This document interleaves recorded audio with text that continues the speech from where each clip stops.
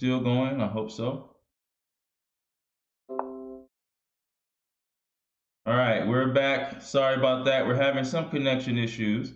That happens sometimes.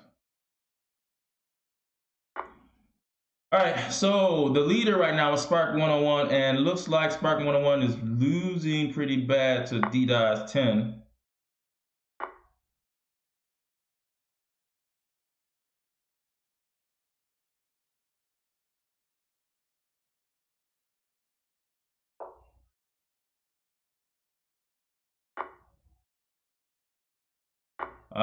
So Tyler said DDoS could have captured the queen, but didn't there. Yeah, it's a big mistake there. The record between DDoS and, it's funny, DDoS has played Spark 101 and 5 times, so that's a big score there. Okay, let's go to another game here.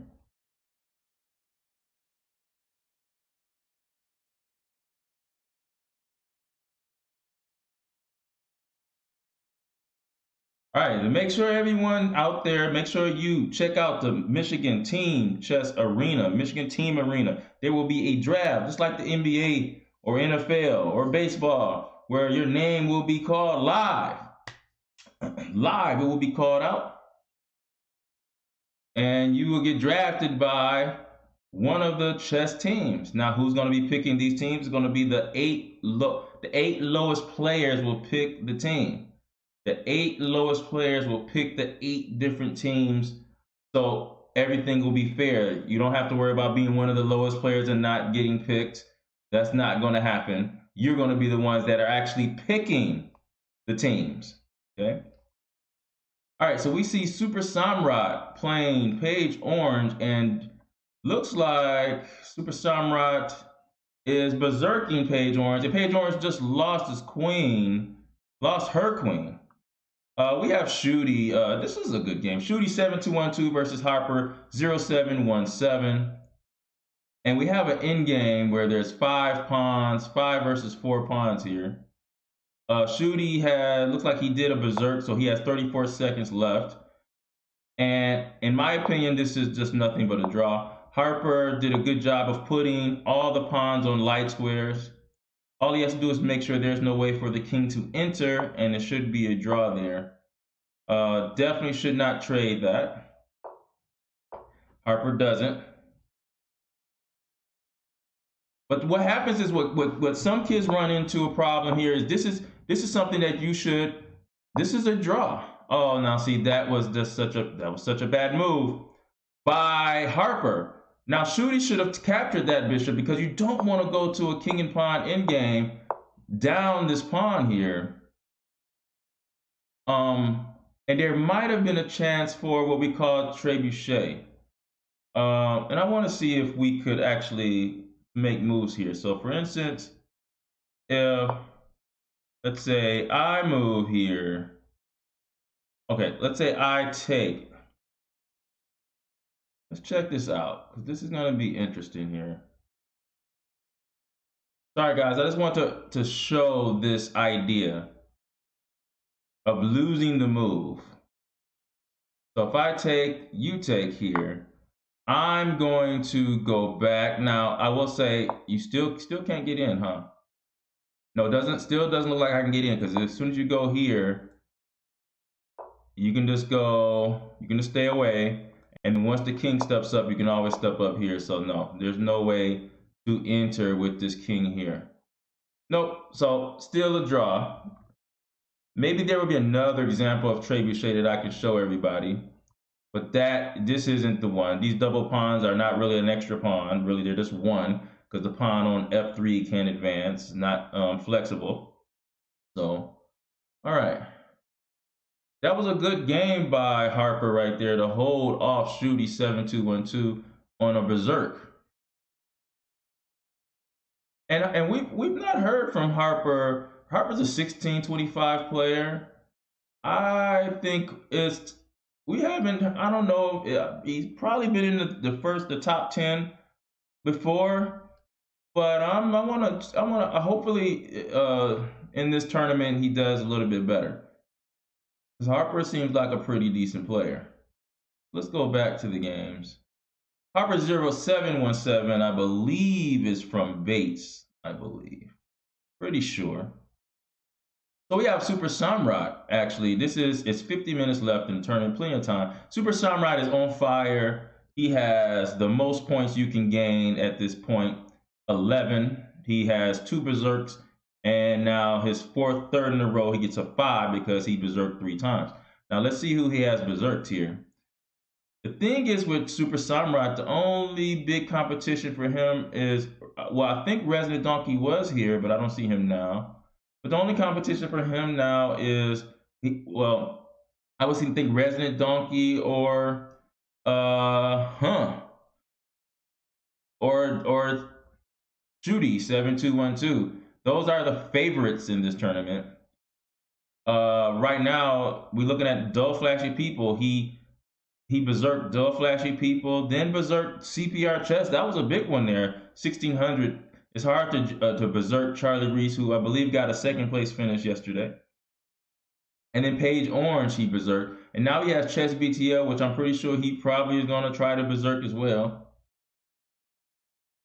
So he has a big lead. Now Chess BTL is on fire. Right? Now Chess BTL, we look at his record. Chess BTL has Cool Peaceful Arrow that he won against Dilly Dilly 789. He won. Then his double game, which is the 3rd game in a row, Chess Legacy 7428. He won that game too. Now that is a game that he probably should have looked at. If I look at the rating with Chess Legacy 7428, he probably could have gotten an extra point by that berserk. But now he's playing Super Samrat, and he's probably getting berserk too. So let's look at this game here.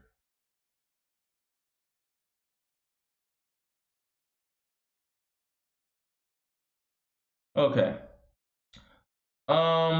Yeah, it looks like Super Samurai did berserk this game. Black is very solid. Now I will say this knight here really doesn't belong here. Because the knight doesn't have a future. And even though black has this really nice pawn on d5 that controls space, it would be really good if he could add maybe a c pawn here.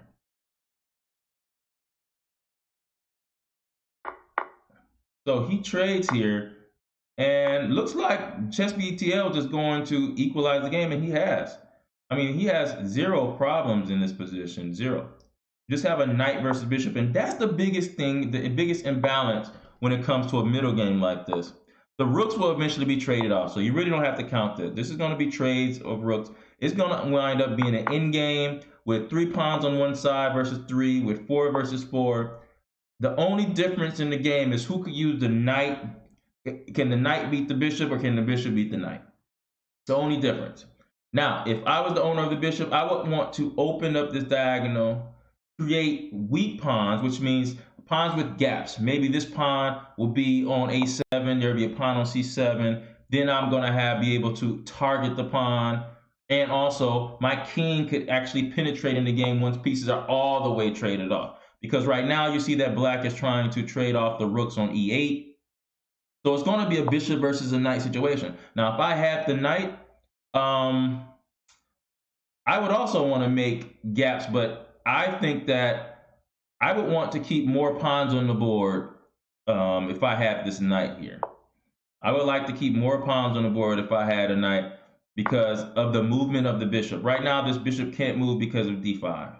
Now here, it looks like that was a mistake there. Maybe knight takes was better because it protects the c7 pawn. But I see why. There's a queen e1 move.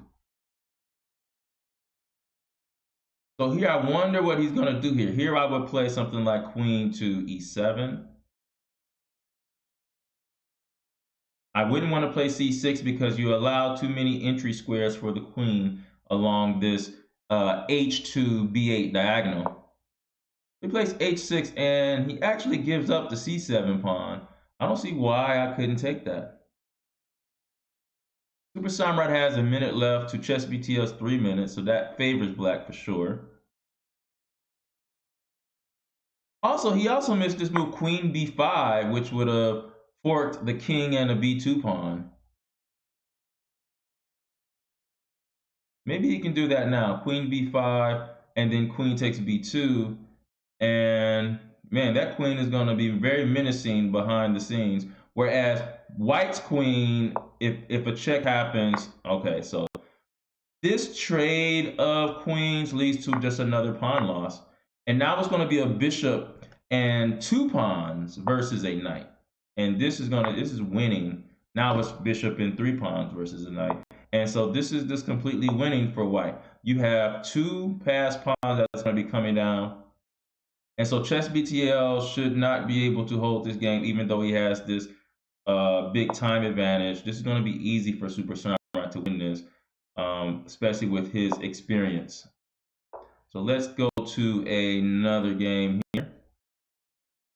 All right. So Super Samurai should win this. Now Wallace here is the talented player from Cornerstone.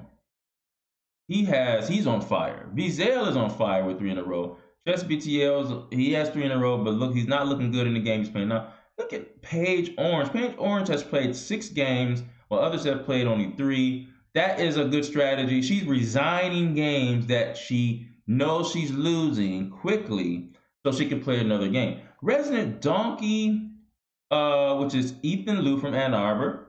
Shout out, Ethan. Won 2 in a row. So he was 2-time champion. He won yesterday's championship, but he started out with a win, which wasn't a berserk. But then the second game he lost to Chess Legacy. Maybe he tried to berserk there. So Shooty 7-2-1-2 he beats, but then lost, and that stops his streak. And now he's trying to build another streak now with D-Dodge 10. He beat Paige Orange, and now he's playing Dilly Dilly 789. Shooty 7-2-1-2 has a 0-3-1-3. So he had a streak split where he had a draw, and I think that was with Harper, and he's trying to accumulate a streak to get up to the top. Harper 0717 is on the first page. He has 5 points. Full Empty Pajamas is on fire with 2 in a row. 1 win, 1 berserk win, and Dizzy Shoe is on fire with 2 in a row. Now let's get to the best game. Super Samurai and Chess BTL, we already came to, there is a number 8 versus number 11. So let's look at Full Empty Pajamas versus Curved or SME8N. So Full Empty Pajamas, this is Henry Billings from the Woodland School. What are we looking at here? So everything is equal. Black has this really nice pawn on d4. It's an isolated pawn, but it gives him a lot of space. Now you see how white wants to trade because he's down in space here? At this point, now I don't think black should have traded here. I think black should have played like bishop probably to c5.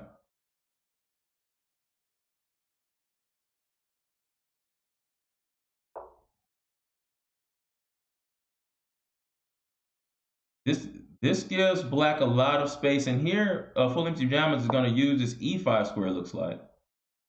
So maybe here we can play bishop to e5, guarding this d4 pawn again. So when you have a space advantage, you want to try to, at your best, some trades are good, but you want to avoid the trades. Because this space, this pawn cramps my pieces, okay? It makes it to where my bishop has to sit here on e2, and you're not giving me many squares to move to. And while at the same time, black gets good squares for his pieces.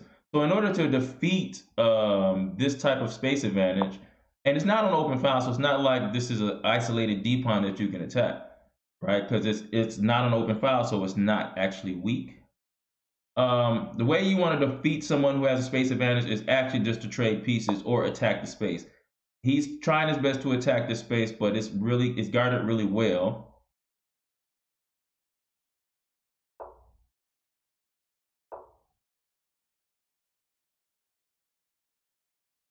I love how Full Empty Pajamas is controlling this game here. That's a bishop f7. He's going to play rook e8. maybe rook c8. When you have a space advantage, you don't have to be in a rush.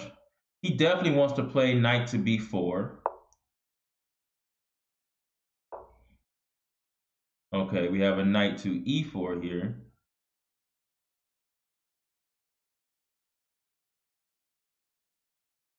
Maybe he could play, okay, he just goes queen e7. There might come a rook e8, so you got to watch out for discoveries.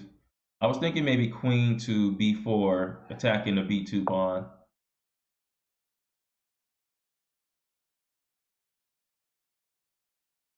And now he should play something like knight to, oh, f5 is okay as well. But he's going to go knight to c5, so maybe f5 wasn't the best move because you don't have enough control over the c5 pawn. So white is playing actually a really good game, playing around the space advantage and has acquired this. Oh, but that's the reason. I see. There is nothing guarding the e2 bishop. So now black goes up a piece.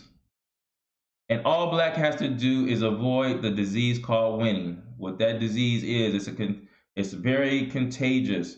Once you start winning the game, if you're winning the game, you start to take your foot off the gas. You feel comfortable, relax, while your opponent is feeling like he has to come back or he or she has to come back in the game. So those two attitudes are the worst condition for you who are up a piece.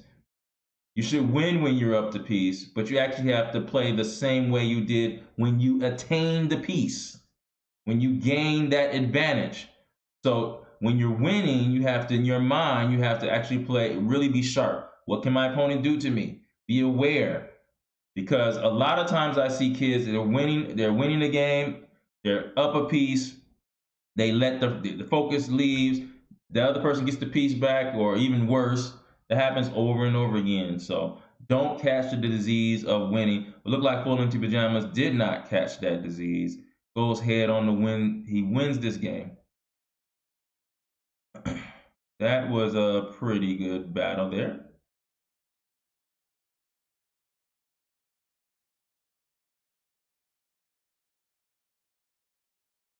All right, we now have 30 players. Someone has joined us. And now we look at the Resident Donkey is on fire again. And uh-oh, here we go again.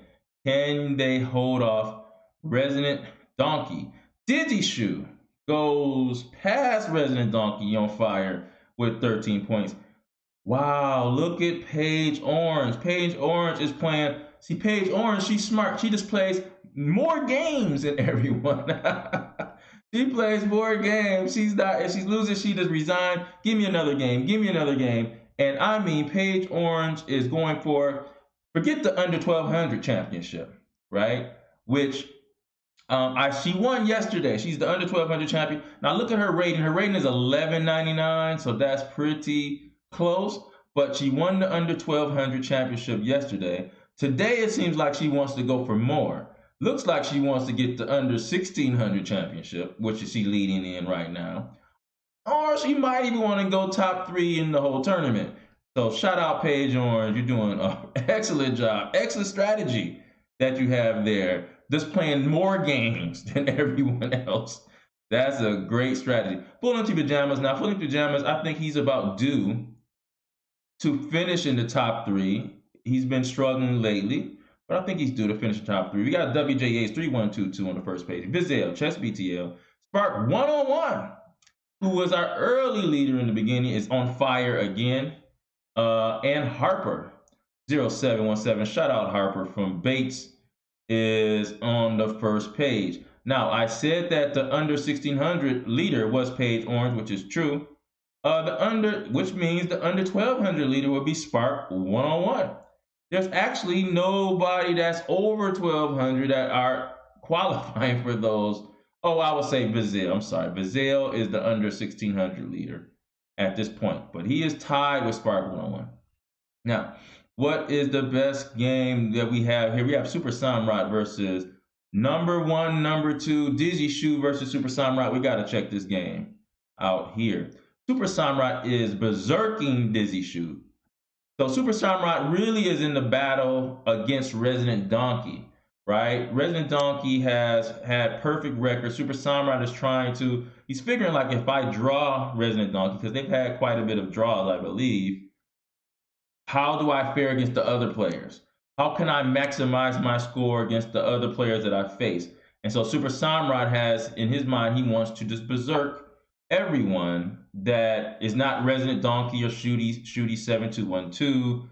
And those head-to-head matchups will mean much more. So Super Samurott has a 1.5 to a half lead on Dizzy Shu. So this is not an easy berserk here. Dizzy Shu is Tarun Rajesh from International Academy in Troy. And you see Dizzy Shu right now. I mean, Super Samurott has the advantage here. He has a nice knight on e5. The bishop on c8 is going to have struggles getting in the game. There is also actual play for rook on the a file. A lot of times this pawn here on a7 can become weak, and it can even be weak on a6 with the minority attack of b4 and b5. So you got to watch that. Also, I would be looking at moves. You know what? I would love to trade these dark square bishops because of this c5 square. I don't actually like what Super Samurott did here. Oh, and see how black gets rid of this bad bishop, but that's not a good move. He didn't notice that that was covered by the rook and the bishop, and Dizzy Shu blunders, and Super Samurott is going to go on to win this game as long as he doesn't catch the disease called winning. Okay. We're gonna get out of this game. So Super Samurott should get that berserk point. But also it matters to what players you're playing. So if you're berserking someone that's around 1,000, those games are going to end faster. Those games are going to end faster. Now, Super Samurott has maximum amount of points. He's berserked everyone and won every game. That's 5 straight. He has 21 points. Full Empty Pajamas has 4 in a row. Now we have to look at how did Full Empty Pajamas get here. Full Empty Pajamas had lost against Harper 0-7-1-7 first, and then has berserked everyone since. Oh, actually, no, not berserk, but he played Cool Peaceful Arrow, beat him, berserk top Madhouse, and then had a win against SME8 in, and then Page Orange, he berserked Page Orange and won that. And now he's playing WJ8's 3-1-2-2. That's Wallace from, that's actually Wallace from Cornerstone. So that actually looks like that actually could be a pretty good game. So we see Super Samurott versus Dizzy Shu. That game should be over. Resident Donkey versus Harper. That game just ended. Resident Donkey has won that game and now has 18 points. Full Empty Pajamas against Wallace Harris. WJH 3-1-2-2. Let's check in on this game. This is important here. I think WJH is 5th place. Full Empty Pajamas is 3rd place. We look at the game here. Material is not even. White has 6 pawns. Black has 8 pawns. So WJH 3-1-2-2 is up 2 pawns.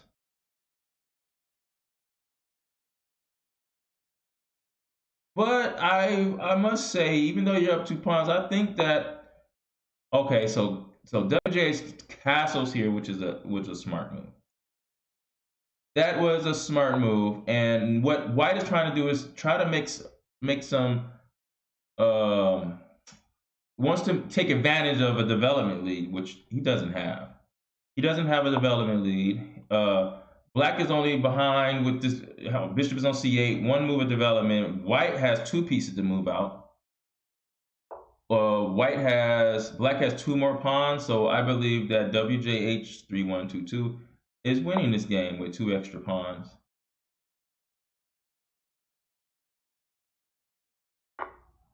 Now, see, I believe that was just a terrible trade. I mean, you trade a bishop that's in the center for a knight. You give him the bishop here, and both bishops are really strong, and they're gonna. And plus, now not only that, you trade some more and open up the bishop's diagonal.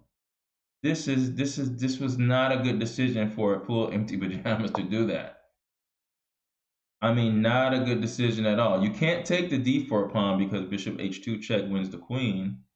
You still have these 2 pieces that haven't moved in the game at all. Bishop here is looking good. I don't know. I would definitely be looking at the king side in many different ways. Maybe rook e8 was even better. This looks very bad for white here. Down 2 pawns. I don't really even see a good plan for white just to develop the pieces. Maybe you can go king f1 or king h1, so you really are threatening to take the d4 pawn. Maybe b3 and bishop b2, you put pressure on this d4 pawn that way. He goes knight d2. Maybe he's threatening to go knight e4, knight c4. It makes some sense. But he's just so far behind in development. I would play here now rook e1. I mean rook e8, rook f e8, correct. So there's no knight to c4 or knight e4 because that will be taken. The rook on e1 is hanging.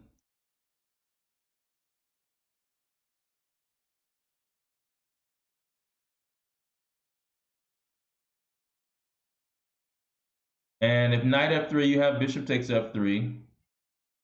I guess after that you can play rook e8 check, but then problem is this back rank is going to be very weak, so he just trades his rooks there. Now rook e1 is threatening. You got to threat a rook e1. You got to play knight f1, bishop h2, and then rook takes f1, and it's bad. I mean, you can't allow rook e1 here.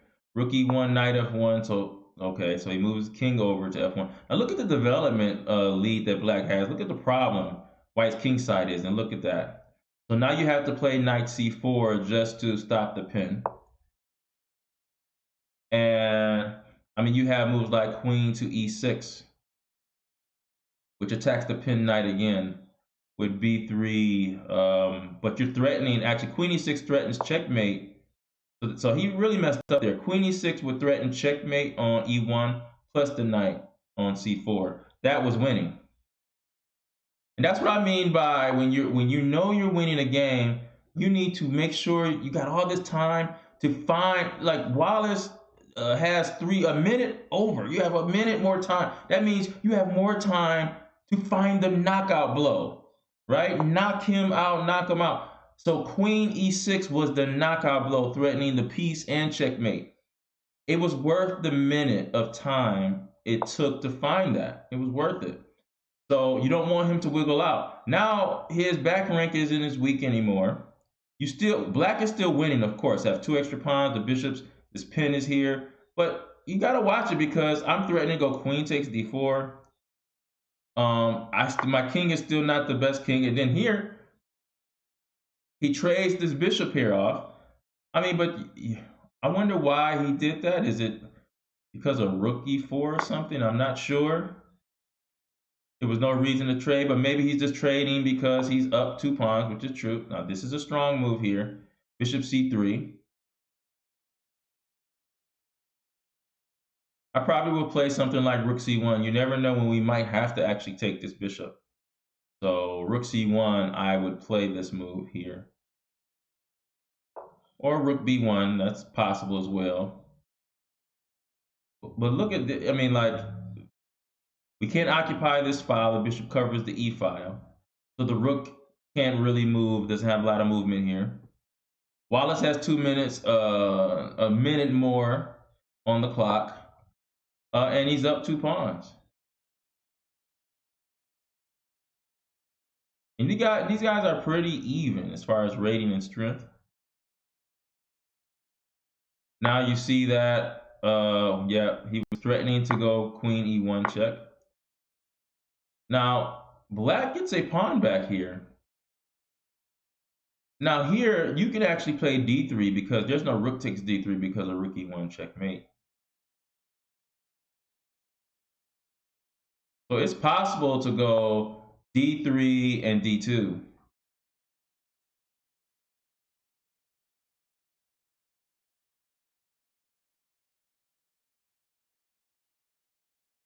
I wonder here if you can go a4 to stop, just to put another pawn on the dark square.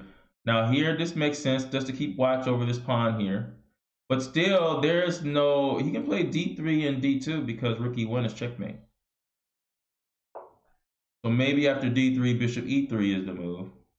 And then in that case, it's actually stops. Yeah, so in that case, it's good. So d3, bishop e3, that stops black. And actually, black probably will lose that pawn. So you got to be careful.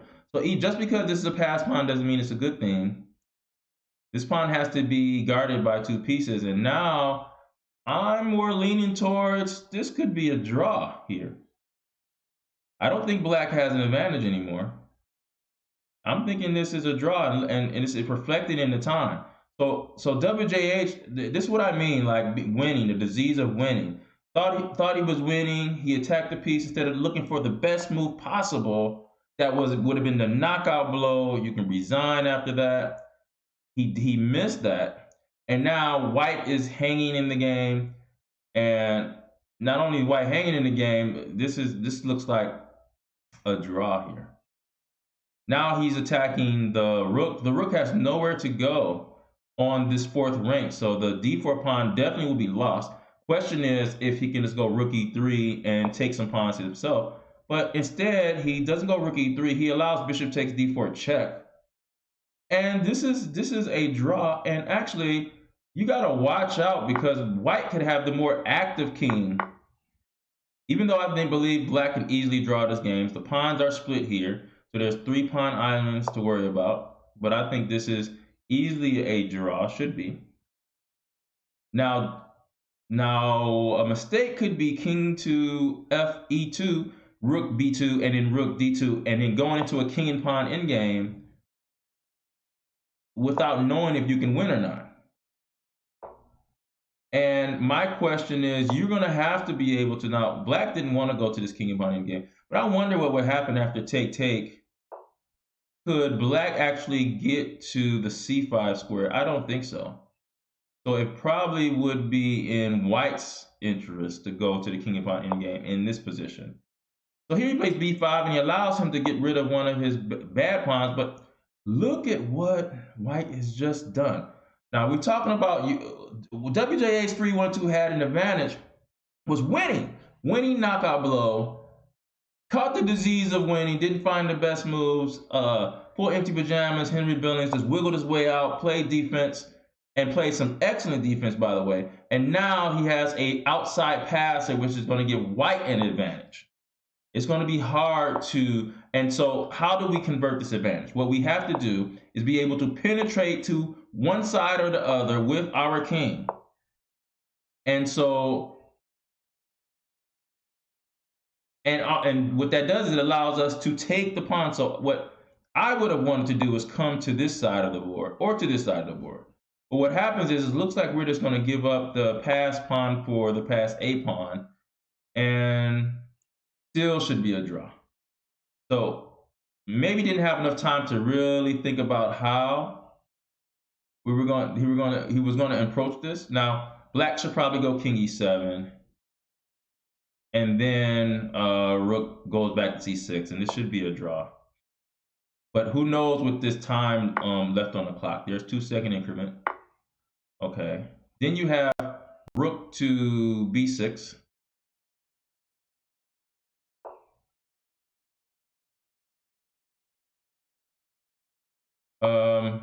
He's attacking the a2 pawn. Yeah, you're going to have to just take on b5, and it's going to be 3 pawns versus 3 pawns.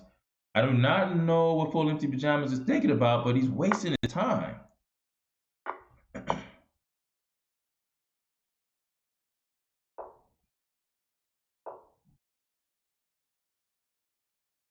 So what he wants to do is stop the king from coming. Now, I didn't like the check because then you allow the king to penetrate. And things are going to start to get shaky here. Now, what if you check here and take? So after rook b7 check and rook takes h7, and with this active king that, I mean, man, this is winning for white now. Just because of the king. This is actually winning for white.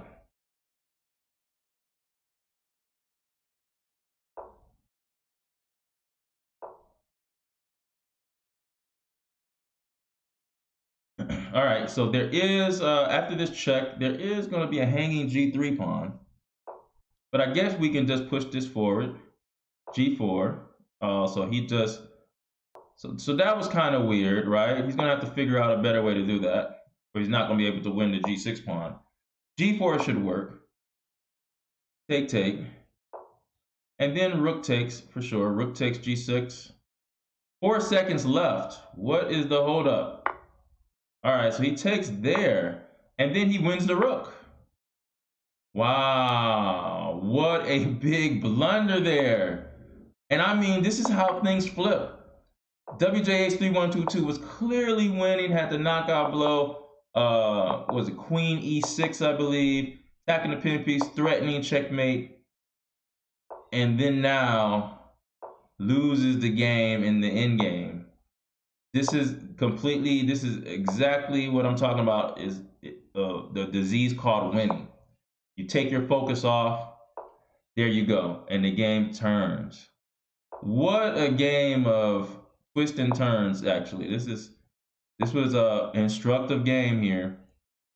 Sorry, I feel sorry for WJH3122. He should have won that game. Now, that was a long game between both of them. So now, once we go back to the leaders, I believe that there's going to be players that have played 1 or 2 games, or 2 games during that time period, because it was such a battle. So Full Empty Pajamas gets that point and is still on a streak of 5 in a row. That gives him 18, 2 behind Resident Donkey. Resident Donkey just scored a 2, so I think that breaks the streak.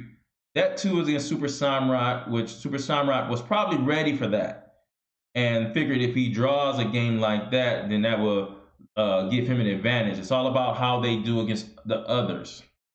So right now, Resident Donkey is playing Log B. That's a hard game there. And then Super Samrat is playing Full Empty Pajamas now, which is another hard matchup. We have Dizzy Shoe that's coming in at 4th with 15 points. And then Log B has 15. CPR Chess is there with 14. WJS3122 has 12. Chess BTL with 12. Paige Orange, look how many games she's played here. I mean, man, she has played 14 games. Go ahead, Paige. I see what you're doing there. Now, your rating is now over 1,200. So you're battling for the under 1,600 prize. That's what happens when you get better, by the way. So your rating is over 1,200. Spark 101 has 12 points, and it's on the first page. So Spark 101 has played much better. Now let me look at what Paige has been doing. So Paige beat Gogo Stello. SME8N beat SME8N, and that's a pretty good victory, Paige. And then Super Samrat lost to Super Samrat, but got out of there really quickly. Kenya 829 won that game. Resident Donkey lost, got out quickly. Raphael S19 won that game. Chess Legacy, and then Super Samrat. And then she played some really strong players. Super Samrat, Full Empty Pajamas, CPR Chess, Chess BTL, and SME8N all in a row. He played Log B and won the game. He won the game, and if you look at you see what I see, it looks like a checkmate. That's a easy checkmate that was missed there. So she beats the 1690 player, and then now she's playing D.09. Paige Orange, you're doing an excellent job on this first page. Good job there. All right, so let's look at the top games. Resident Donkey, we haven't checked in on Resident Donkey in a long time. Who's playing Log B? Now, this is all going to be the game between Resident Donkey, the strategy between Resident Donkey and Super Samrat is how they do against the lower rated players. Looks like Resident Donkey gave a berserk here. Log B has 3 minutes and about 4 minutes to a minute and a half on the time. We looked at the material. The material is even. I am concerned about this knight on a4. It's often no man's land. This bishop on b2 can't get through this brick wall. There is a protected passer on d4. Or actually, I would actually be looking at the plan if I was white, bishop a1, knight b2, and knight to d3 somehow. Man, black even has knight d3 as well, hitting the rook and the bishop. This is looking very bad for white here. Now we're looking at, now the bishop can come to b7 on this long diagonal. Now he fights back with knight e4, and that is headed to knight d6. So that is an actual really good knight on that square. But after knight d6, you have to watch move like knight to d3, hitting the rook and the bishop here. I don't know if he's threatening knight h3 either, because after g takes h3, g takes h3 check, that looks like pretty close to checkmate there with knight h3. But instead he goes bishop to b7, which really would affect the knight h3 threat there. Knight h3, you would have to go king h1, and then knight f2 check wins the... Oh man, that knight h3 move is dangerous here. Knight h3 looks very good. Knight h3 looks excellent here. And he finds it. Knight to h3. He takes there, but you can't block with the knight because it was pinned. Oh man, what a big move that was. And so log B, even though Resident Donkey has 41 seconds and log B has 248, man, up the queen. There's a checkmate threat. You gotta probably play. Oh, you're gonna lose the rook on b1, so maybe you gotta play bishop d2, queen takes b2 and d2, and then rook to e1. I mean e2. So this looks bad. So let's go to another game.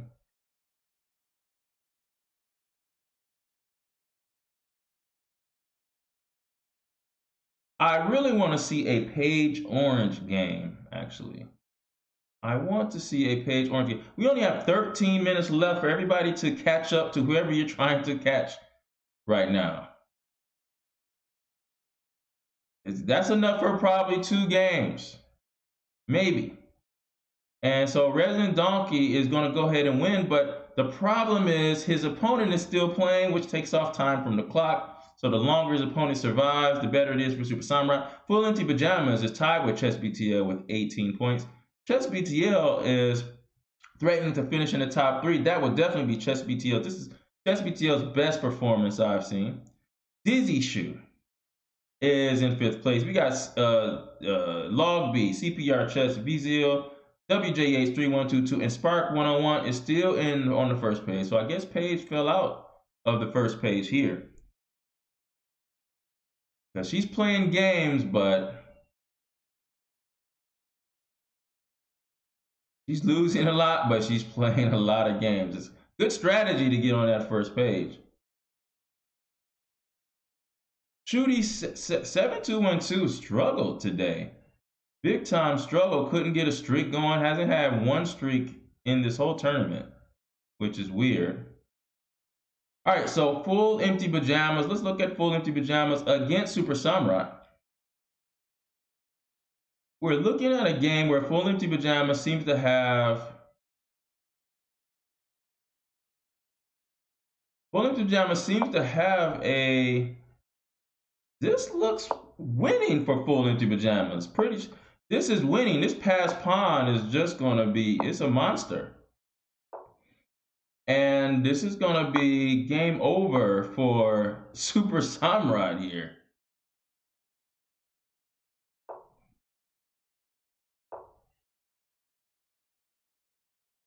So all you have to do, see, what's happening here is Full Empty Pajamas has to figure that he has to be able to, now he's just taking more pawns, which makes sense.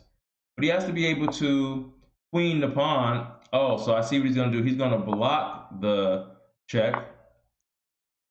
But can he queen this pawn? I think he can. Yes, he can. He moves king to c3 and king to c2, and that's game over. But I like what he's doing now. He's taking... Where are you going? Oh, what? That was... All right, so Super Samurai just goes... He loses on time, actually. But I didn't like that move from Full Empty Pajamas. You can just queen the pawn and he didn't have to move there, but I guess it really didn't matter anyway. So Full Empty Pajamas has a record between them two are 4.5 to 2.5, and that was a big victory for Full Empty Pajamas. And not only was it big for him, it was big for Resident Donkey as well, because that brings Full Empty Super Samurott back to the pack. He wasn't able to score and go further away from the pack. Plus, Full Empty Pajamas has 22 points. He's on fire, hasn't lost a game since the first round.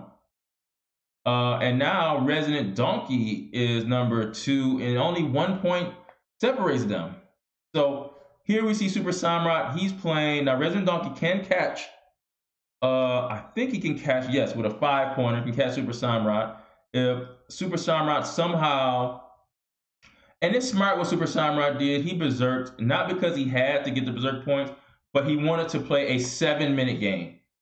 So the total is 7 minutes and 30 seconds. You only have 9 minutes left. He knows he's going to get a score in this round, no matter what. So that was smart. DigiShoe is playing Resident Donkey. That means a lot. But someone who hasn't had a game now is Full Empty Pajamas, and he's just waiting for a game, because it's him trying to pass Resident Donkey. Now let's not sleep on Chess BTL. Chess BTL is playing DDoS, which is a winnable game. And actually Chess BTL is, I think he's winning. Well, yeah, he's winning this game. I would say this: it is a knight versus 4 pawns. So let me not say that. That game is going to be very interesting here. We might want to go to that game. DigiShoe versus Resident Donkey. Let's look at what's happening in this game. Because the question is, can Resident Donkey catch Super Samurott? That's what he wants to do. Catch him to win his third championship in a row. Looks like he did do a berserk. DigiShoe is a hard person to berserk, but looks like Resident Donkey is going to win a, well, no, it is still, he's going to win his piece back.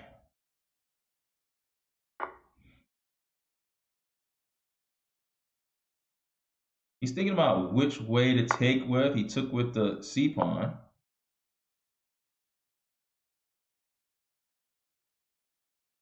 I would probably play Rook E1 here to play E4 if I had to. He plays Rook to D1. This is going to be hard for Resident Donkey here. DigiShoe is playing a really good game. All he has to do is kind of reroute this knight. He does. So he's threatening the bishop on E4.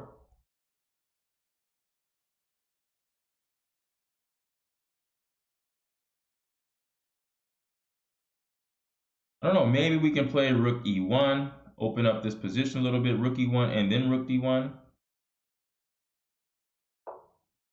Yeah, he's doing that. Really want to place for this knight. Maybe, yeah, we can play E4, I believe, but the problem is this D4 pawn. We needed to defend that first, maybe Queen C3.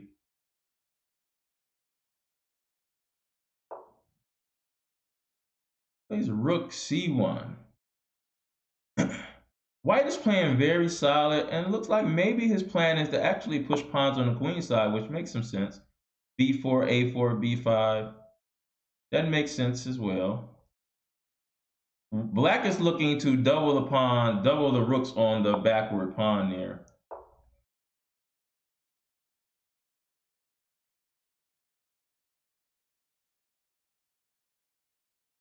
And then now maybe A4. So he brings the knight here. I don't see the future of this knight. Now he's threatening bishop takes F3, which weakens up some squares around the king after G takes H3. It goes back to D2. Resident Donkey's going to have a hard time dealing with this. Okay, he plays Rook to B3. That's a pretty good move. You're threatening to go Rook B7, double teaming the A7 pawn. And now maybe Rook to B8. Maybe Rook B8 could be played. Oh wow, Bishop D6. This is a good post for this. This is good play by Resident Donkey. And now Rook B8, and there's a problem here. I mean, Digi Shu is playing this with white. Digi Shu is outplaying Resident Donkey here. This a rook b8 pins the bishop. So I don't believe you didn't have to take that. Rook b8 would have been a better move. Now I guess you could play rook b7. Guess that was the reason for that. So rook b7, you win the a7 pawn.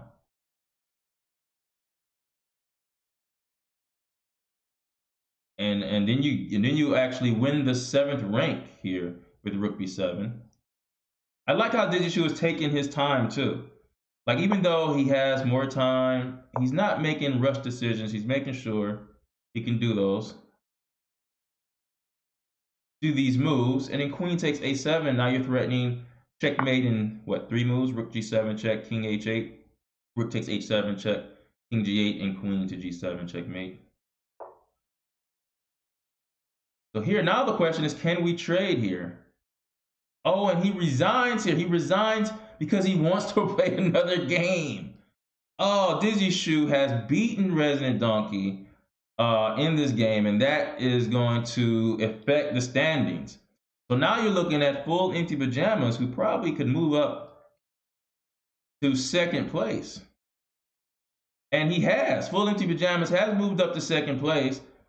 And Super Samrat lost the last game here, which is a big deal. Full Empty Pajamas probably could catch Super Samrat with another win. Chess BTL actually can catch Resident Donkey. So let's look at this. Full Empty Pajamas is playing Super Samrat. Now, if he's able to win this game, I think he will pass. Yes, he will pass Super Samrat. But if Super Samrat was smart, he would just waste the time. And then that gives him the victory. Literally, he could just not move. And the time is going to run out on the clock. And Full Empty Pajamas won't have enough time to win. Resident Donkey is playing SME8N. Can he somehow berserk and beat SME8N in that little bit of time? We can check that out. Let's check in on this Resident Donkey game if he could, because he has to beat someone really quickly. Right now he's threatening this, and you know what? It looks like he looks good so far, because a pawn was just given up here. Now you have bishop to d5 as a threat. Bishop g5, he castles, okay. This bishop, oh no, look, that was a big mistake, because it was a bishop d5 move that was also, it was a fork with bishop d5 threatening e4 and c6. But I guess rook to, I guess this is okay, because after d5 you have bishop takes d5 and knight c3. Mainly because if d takes c3, queen takes d5, knight cannot take c3 because it's pinned. You also have f3 too. This looks bad. This looks very bad. And also you even have after d5, queen h5 check g6, and then queen takes d5. So instead he sacrifices on the f2 pawn. It is not beyond belief that white could actually win this game. Now queen f6 check. Maybe that's why he played that. I'm not sure.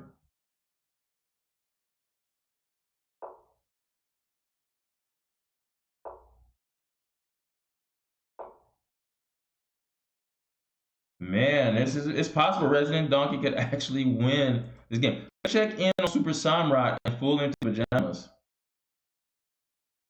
Is it possible that Full Empty Pajamas could win this game in the clutch against the person that's ahead of him, Super Samrat? Let's look in on the game. I'm sure Super Samrat did no berserks in this game. But if we look at it here, this is nowhere close to winning. This looks like a plain draw to me. I will say this. I wouldn't have let Super Samrat play bishop a4 and making that a, I wouldn't have let that happen. I would have been like bishop d1 and bishop c2, making sure he could not get rid of this bad bishop. It's terrible. But with 40 seconds left, Super Samurai looks like he's going to cruise to a victory here. And this isn't going anywhere.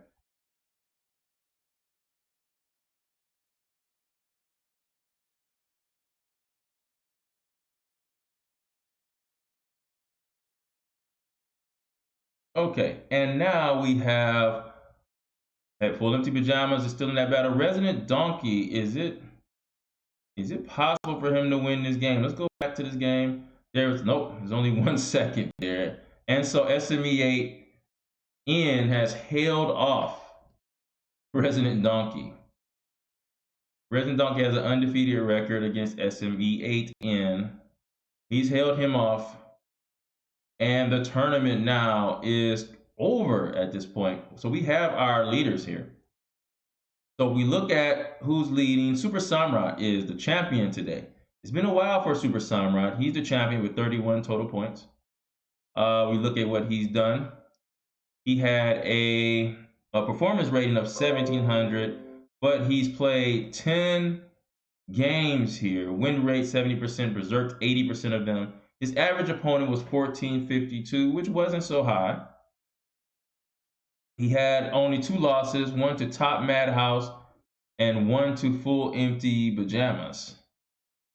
Wow, Top Madhouse to win that game. It must be a game where Super Samurai didn't move, I guess. So that's interesting.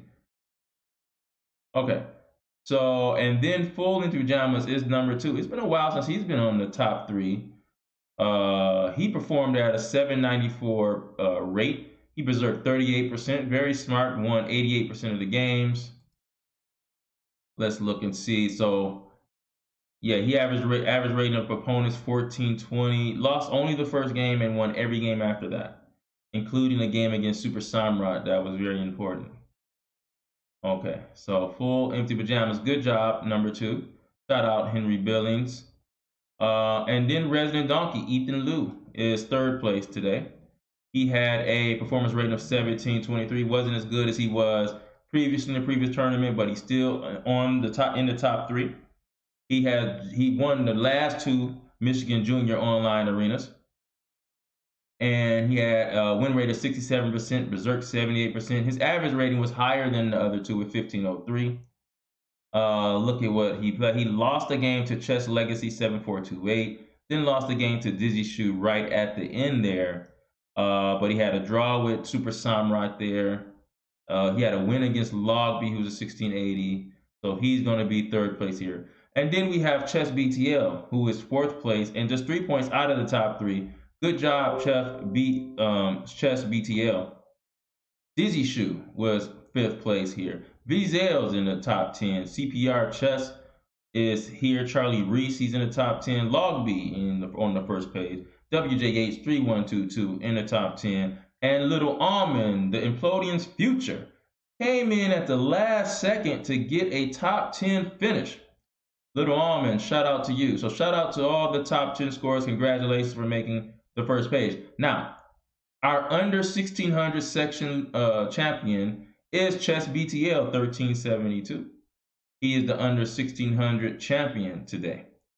And now I'm going to announce the under 1200 champion. That is Paige Orange. Now let's look at what Paige Orange has done. Paige Orange's strategy today was to play the most games, and she played 19 games. Now her performance rating was 1338, which is higher than her 1200 rating. Now she's 1194, but so she's 1335, so she performed at a higher rate. She won 37% of her games, which is not a lot, but look at her average opponent. She had a higher average opponent than some of the top 3 players there, 1471. So Paige, she has a victory against a 1541 SME8N. 1381 she got a victory against. But the one that she was supposed to beat, she beat Logby. She even beat at 1690. And then the last victory she got to make her the under 1200 champion for today is Spark 101. So good job, Paige Orange. I'm going to make sure I showcase some of your games the next time, because it seems like you have a great strategy here.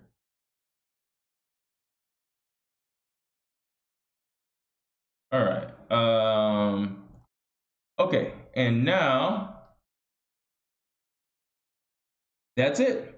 So make sure you guys join the. Make sure you tomorrow we're gonna be here same time, same place, same channel.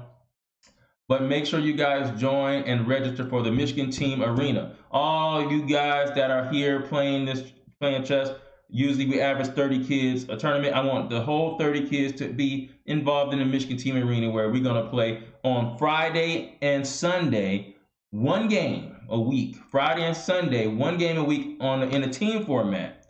So get drafted. You might be the #1 pick. So make sure you check that link, Sign Up Genius, that's attached to our password every day that I put out every day. The password, the link to the Michigan Junior Online Arena. There's also a link for the registration for the Michigan Team Arena tournament and draft that's coming up this Monday. So make sure you guys check that out. And now for all of you guys, thank you for joining us.